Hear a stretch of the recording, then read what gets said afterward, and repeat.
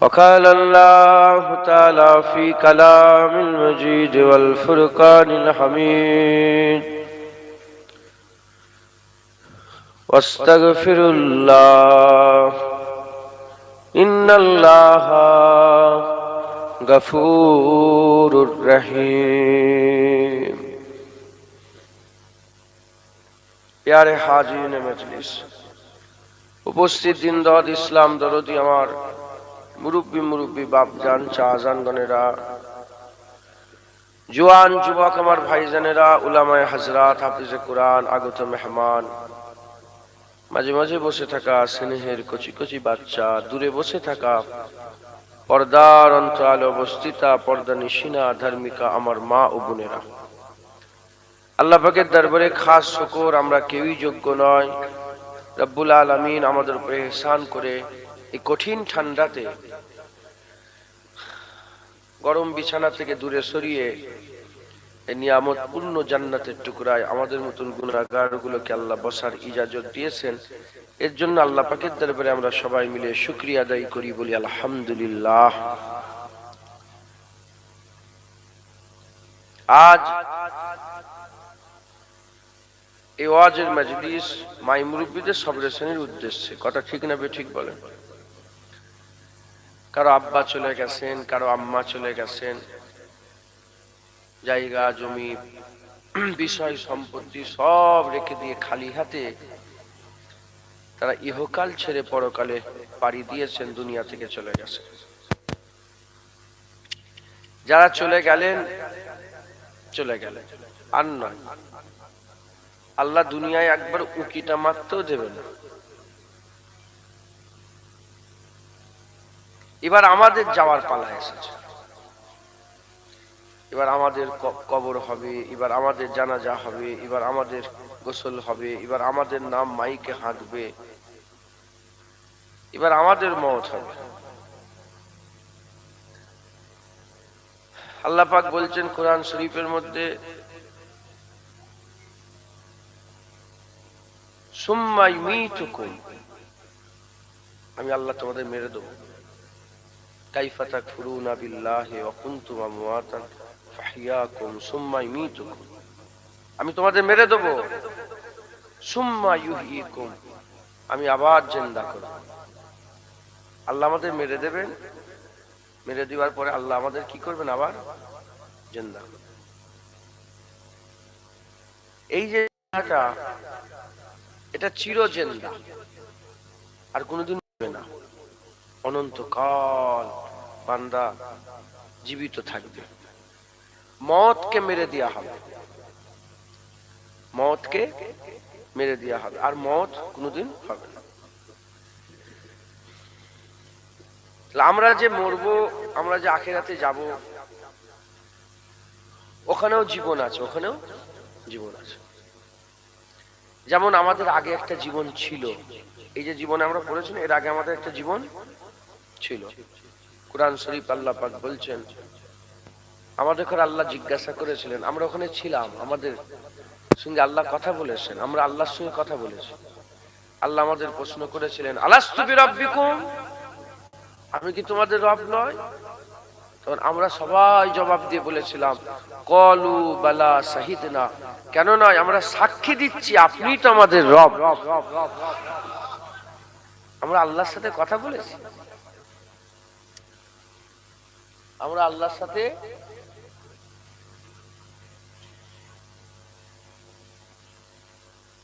আল্লাহর সাথে কথা বলেছি।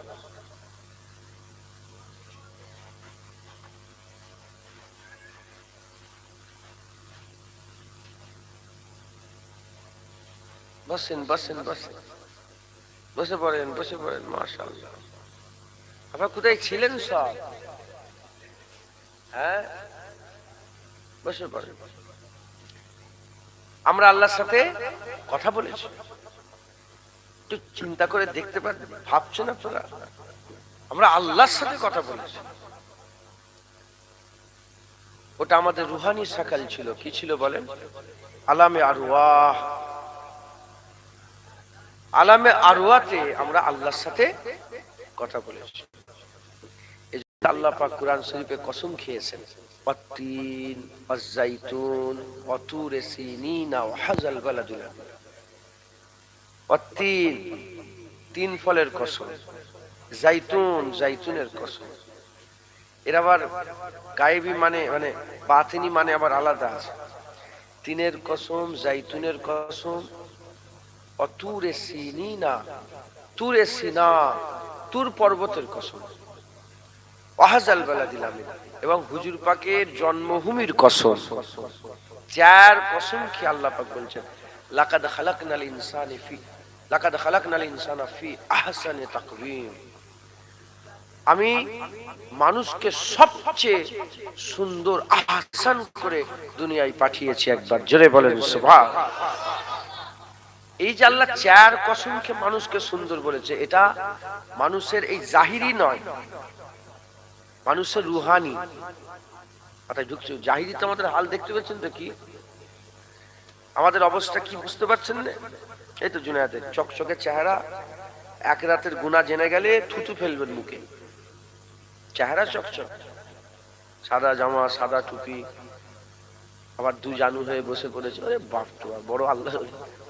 এক রাত, আল্লাহর কসম, যদি এক রাতের গুনার খবর পেয়ে যান মুখে থুতু ফেলবেন।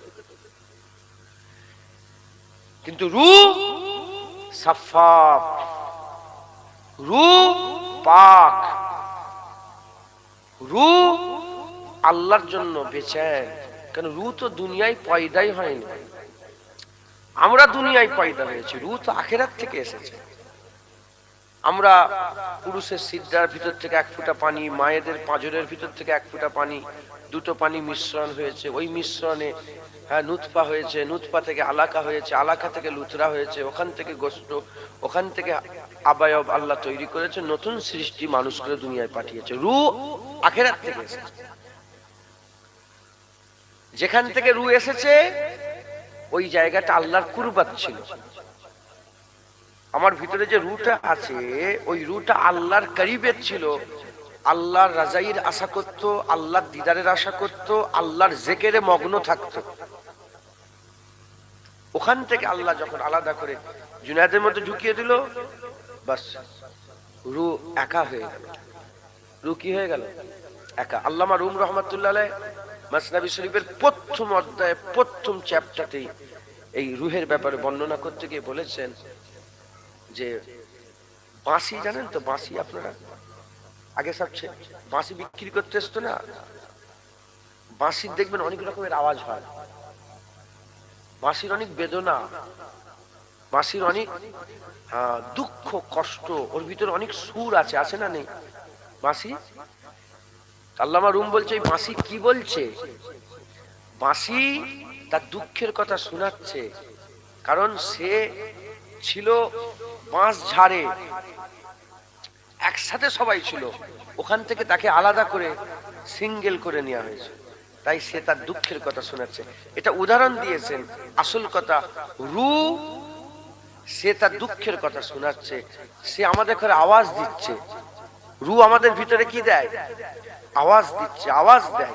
কি আওয়াজ দেয়? রূহ আমাদের আওয়াজ দেয় ভালো কাজ করার। আল্লাহর কসম খেয়ে বলেন তো, আপনাদের দিলে কি ভালো কাজ করার কোনো আরজু তামান্না পয়দা হয় না কোনোদিন?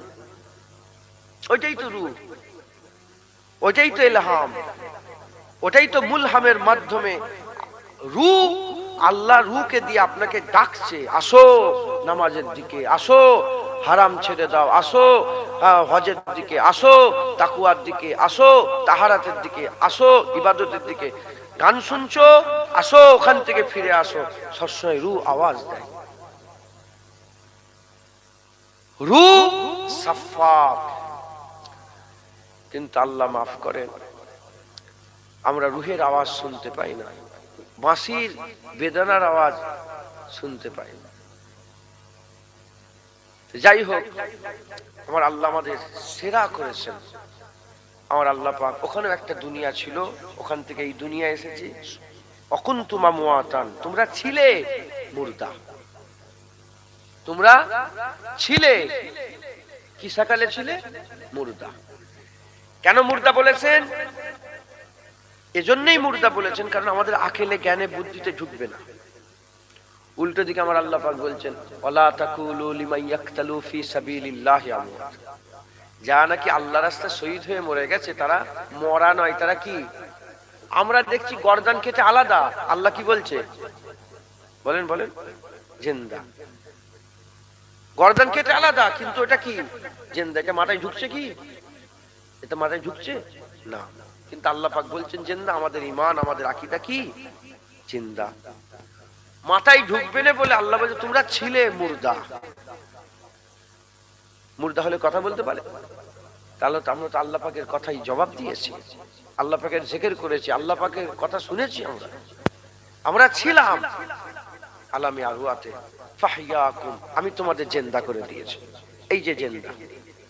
তারপর আল্লাহ বলছে সুম্মা ইমিতুকুম, আমি আল্লাহ মেরে দেবো, তোমাদের সবার মওত হয়ে যাবে। এই যে মুরব্বী বাপিগুলো সব বসে আছেন, ইনাদের আব্বারা কোথায় গেল, ইনাদের আম্মারা কোথায় গেল?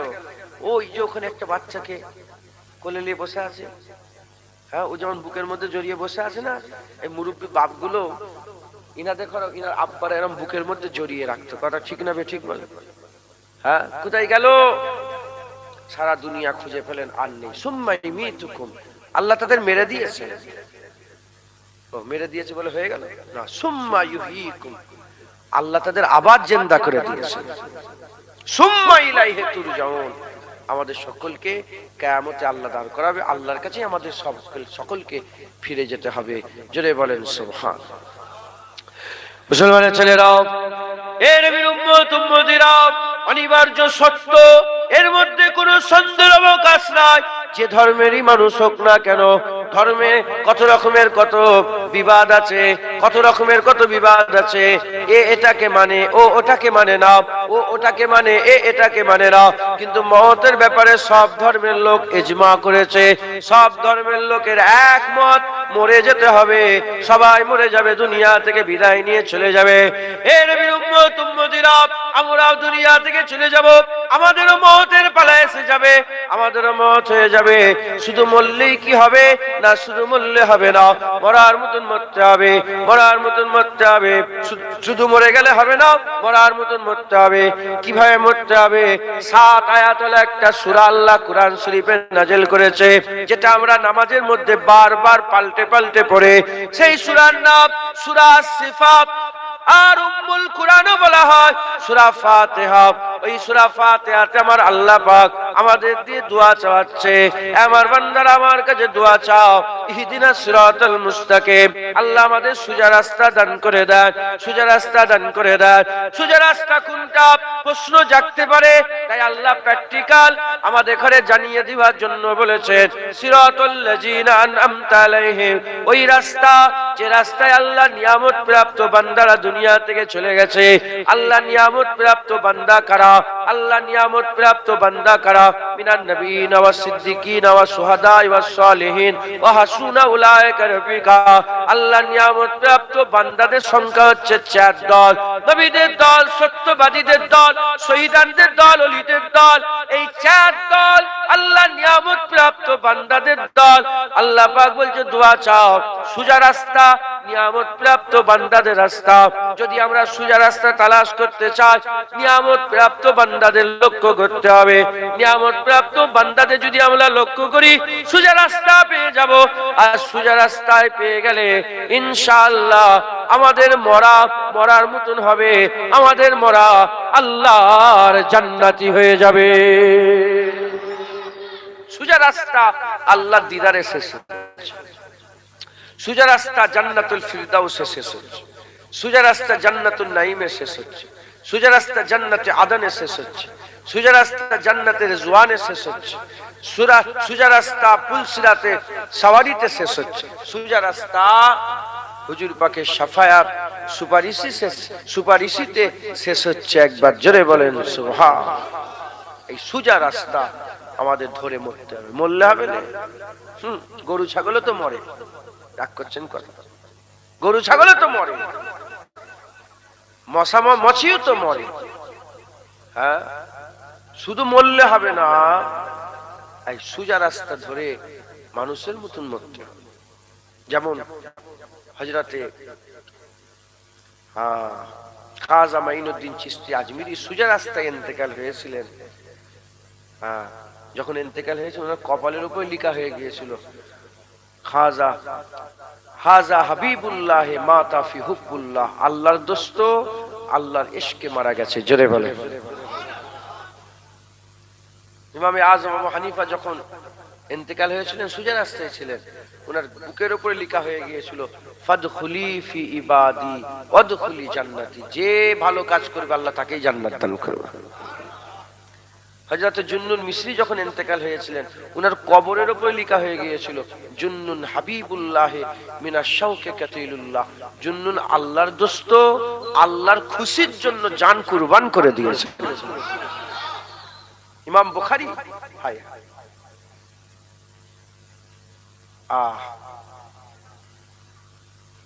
এই 5-7 দিন আগে ইমাম বুখারী হুজুরের দরবারে ছিল, তাই চোখ বন্ধ করে হুজুরের মাজারটা তাসাব্বুর করছি।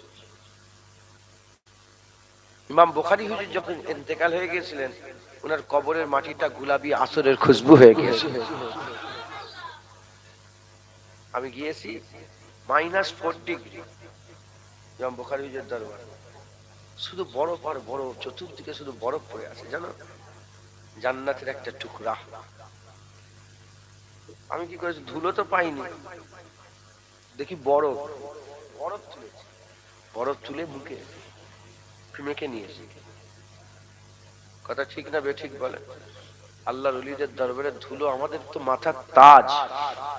আমরা তো ওলি আল্লাহ মানি, যারা মানে না ছেড়ে দিকে যাও, আমরা মানি, কারণ আল্লাহ তাদের ব্যাপারে বলেছে আলা ইন্না আউলিয়া আল্লাহি লা খাউফুন আলাইহিম ওয়া লা হুম ইয়াহজানুন, যারা ওলি আল্লাহ হয়ে যায় তাদের ভয়ও থাকে না, তাদের দুঃখও থাকে না। হ্যাঁ, আল্লাহকে সাক্ষী রেখে বলছি, আমি গোটা বুখারা ঘুরলাম, যত সাধ্য, গোটা মানে কি নাউজুবিল্লাহ, গলি গলি ঘুরেছি, যত সাধ্য ঘুরলাম, সামারকান্দে ঘুরলাম, তাসকিনে ঘুরলাম, গোটা উজবেকিস্তানে রাস্তায় যেতে যেতে মসজিদে দাঁড়িয়ে দাঁড়িয়ে নামাজ পড়লাম। আমি একটা ওয়াহাবি দেখতে পাই, একটা লোক দেখতে পেলুনি যে এমন করে নামাজ পড়ছে। কথা ঢুকছে, বুঝতে পেরেছেন? একটা লোক দেখতে পেলাম নিজের মুনাজাত করেন। সব আহলে সুন্নাতুল জামাত। আর আমাদেরকে জিজ্ঞাসা করছে আপনারা কারা? আমরা হানাফি। সঙ্গে সব বুকের মধ্যে জড়িয়ে নিচ্ছে, আনতা হানাফি, আনা হানাফি, হানাফি হানাফি। কথা ঠিক না বেঠিক বলেন? আমরা হানাফি না, আমরা বড় খুশনসিব, হুজুর পাকের উম্মতের সবচেয়ে বড় মাওলানা আল্লাহ আমাদের ইমাম বানিয়ে দিয়েছেন। হুজুরের মতন বড় মুজতাহিদ রাসূল পাক সাল্লাল্লাহু আলাইহি ওয়াসাল্লাম উম্মতে আর কেউ নেই। ইমামে আজমকে আল্লাহ সবচেয়ে বড় মুজতাহিদ করেছেন। উনি যে মাসলার ইস্তেমবাত করেছেন 70,000-এর বেশি মাসলার ইস্তেমবাত করেছে। জোরে বলেন সুবহানাল্লাহ। তো যাই হোক, ইমাম বুখারী হুজুর যখন ইন্তেকাল হয়ে গিয়েছিলেন, ইমাম বুখারী হুজুর ইন্তেকাল হয়ে গিয়েছিলেন, সোজা রাস্তায় ছিলেন। উনি ইন্তেকাল হওয়ার সাথে সাথে উনার যে কবর খুঁড়া হলো না, গোটা কবরের মাটিটা গোলাপি আতরের খুশবু হয়ে গিয়েছে। লোকেরা মাটি তাকে খুশবু দেখছে, মাটি দিওয়া দূরের কথা নিয়ে পালাচ্ছে। রাজার তরফ থেকে খবর হয়ে গেল, দূর থেকে বেড়া দিয়ে ঘিরে দেওয়া হলো হুজুরের কবর। যখন দূর থেকে বেড়া দিয়ে ঘিরে দেওয়া হলো, লোকেরা লোহার বেড়ার পাশ থেকে মাটি নিয়ে নাকে দিয়ে দেখে ওখান থেকে গোলাপি আতরের খুশবু বেরোচ্ছে। সোজা রাস্তা। মুসলমানের ছেলেরাও, হে নবীর উম্মত উম্মতিরা, আমাদের সকলকে সেই সোজা রাস্তায় থাকতে হবে। নবীদের রাস্তা, ওলিদের রাস্তা, সাহাবাদের রাস্তা, নবীন, সিদ্দিকিন, শুহাদা, সালেহিনের রাস্তা, আল্লাহর প্রিয় বান্দাদের রাস্তায় আমাদের থাকতে হবে। আমরা যদি সেই রাস্তায় থাকি, আল্লাহ আমাদের বদলা দেবেন, আল্লাহ আমাদের সাজা দেবেন ইনশাআল্লাহ। আমার আল্লাহ পাক আমাদের দিলকে খুশ করে দেবেন। আমার আল্লাহ পাক আমাদের সাজা বদলা দান করবেন। আল্লাহ পাক অফুরন্ত নিয়ামতে আমাদের প্রবেশ করিয়ে দেবেন। হে নবীর উম্মত উম্মতিরা, মুসলমানের ছেলেরা, খুব খেয়াল করে শুনে রেখে দেন, রাস্তা যদি ঠিক থাকে, কেউ ধরেন বেরিয়ে পড়লো আল্লাহর কাবা ঘরের দিকে বেরিয়ে পড়লো, রাস্তা যদি ঠিক থাকে, কাবা ঘর হচ্ছে লক্ষ্য, বেরিয়ে পড়লো সোজা রাস্তা কাবা ঘরের দিকে যাচ্ছে, কাবা ঘরের লক্ষ্য রেখে সে কাবা ঘরের দিকে আগিয়ে যাচ্ছে।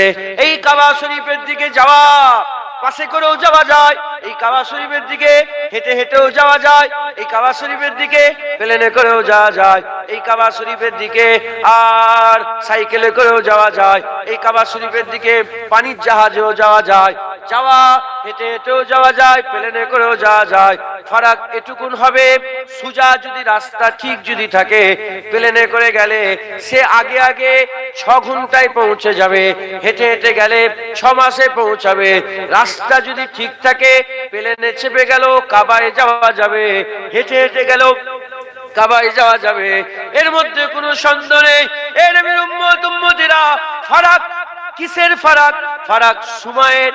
যে প্লেনে করে যাবে সে আগে কাবায় চলে যাবে, যে হেঁটে যাবে সে দেরিতে পৌঁছাবে। রাস্তা যদি ঠিক থাকে, কাবায় একদিন না একদিন পৌঁছে যাবে। অনুরূপ ভাবে যদি আমরা ইহদিনাস সিরাতাল মুস্তাকিমের রাস্তা যদি আমরা ধরতে পারি, আল্লাহর ওলিরা এই রাস্তাতে প্লেনে চেপে আছে, আগে জান্নাতে যাবে, আমরা হেঁটে যাচ্ছি, পরে হলো রাস্তা যদি ঠিক থাকে ইনশাআল্লাহ আল্লাহর জান্নাতে যেতে পারবো। কথা ঠিক না বেঠিক বলেন? হেঁটেও যাওয়া যায়, আবার প্লেনে করেও যাওয়া যায়। প্লেনে করে ঘুম লাগছে নাকি? এই এতটা লোক আমার দলিল আজকে বসছিল মগরবের পর, কম বেশি নাস্তা ফাস্তা করাচ্ছিলাম। কেন কথাটা বললাম? আল্লাহ পাকের শুকর আদায় করে বললাম। তার মানে কি, একদম ঘরের মতন করে বুঝাচ্ছি, ঢুকছে, বুঝতে পেরেছেন? একদম কনভেন্স আলোচনা হচ্ছে। কেউ আলোচনা করে কিভাবে পার্টিতে জিতবো, কেউ আলোচনা করে কিভাবে এই আগে যাবে, ও আগে যাবে। আমরা আলোচনা করছি কি করে আমরা আল্লাহ জান্নাতে যাব, আমরা আলোচনা করছি কি করে আল্লাহ পাকের নৈকট্য লাভ করব। আচ্ছা, অন্য রাস্তা আছে তো আরো? না, এই রাস্তা আটকানো কিন্তু গুনাহ হবে, শরিয়াতে নিষেধ। ওই মানুষটা যেতে পারবে না। হ্যাঁ, একটু ফাঁকা রেখে দিলে ভালো হতো মনে হয়।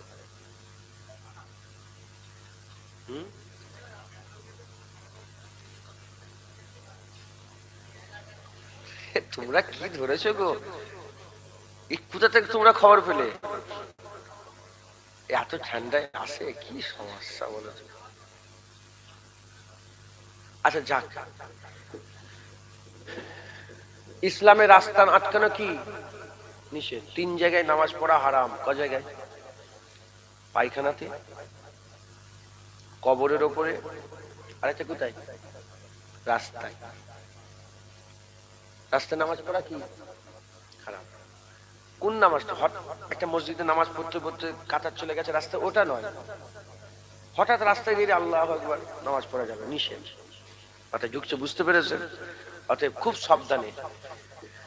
তো 2-1 কথা আল্লাহ পাক বলাচ্ছেন, বলছি শোনেন, আমল করবেন, বলেন ইনশাআল্লাহ।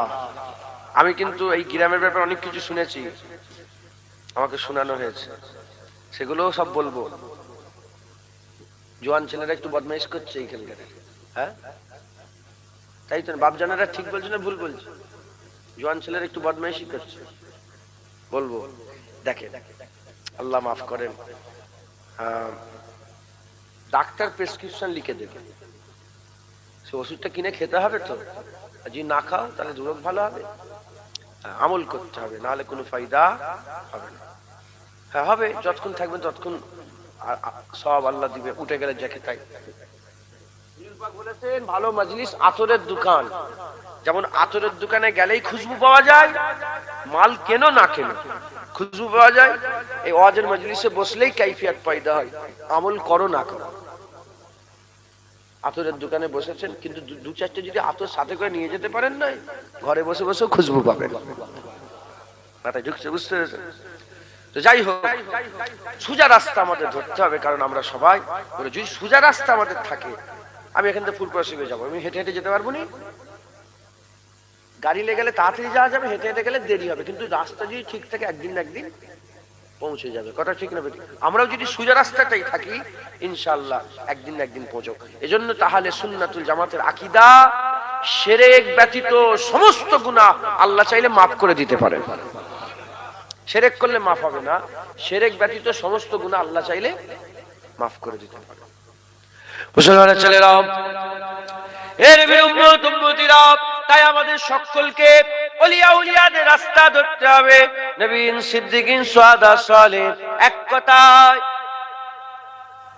আল্লাহ পাকের নিয়ামত প্রাপ্ত বান্দা, আল্লাহ পাকের নিয়ামত প্রাপ্ত সিরাতাল লাযিনা আনআমতা আলাইহিম, নিয়ামত প্রাপ্ত বান্দাদের রাস্তা আমাদের ধরতে হবে। আল্লাহ পাকের নিয়ামত প্রাপ্ত বান্দাদের রাস্তা আমাদের ধরে সেই রাস্তায় চলতে হবে। হে নবীর উম্মত উম্মতিরা, এবার ওলিয়া উলিয়া, নবী পয়গম্বর, রাসূলগণ যদি আমরা খেয়াল করে দেখি, তাহলে আমার আল্লাহ পাক তিনাদের মাকামকে, তিনাদের মার্তবাকে, তিনাদের মর্যাদাকে, তিনাদের রুতবাকে, তিনাদের হাইসিয়াতকে, তিনাদের মাকামকে, তিনাদের বুলন্দিকে আল্লাহ একজনকে আরেকজনের উপরে প্রাধান্য দিয়েছে, একজনকে আরেকজনের উপরে বড় করেছে, একজনকে আরেকজনের উপরে সম্মান দান করেছেন। হে নবীর উম্মত উম্মতিরা, মুসলমানের ছেলেরা, আমার আল্লাহ পাক সবার সেরা ইমামুল আম্বিয়া, খাতামুল মুরসালিন, রাহমাতাল লিল আলামিন, হাবিবুল হাবিবে তাবিব মুহাম্মদুর রাসূলুল্লাহকে আল্লাহ দান করেছেন। হুজুর পাককে আল্লাহ সেরা করে দিয়েছেন, একে আরেকের উপরে প্রাধান্য দিয়েছেন, একজনকে আরেকজনের উপরে প্রাধান্য দিয়েছেন। এবার আমি আপনাদের সংক্ষেপে বুঝিয়ে দিয়ে যাই।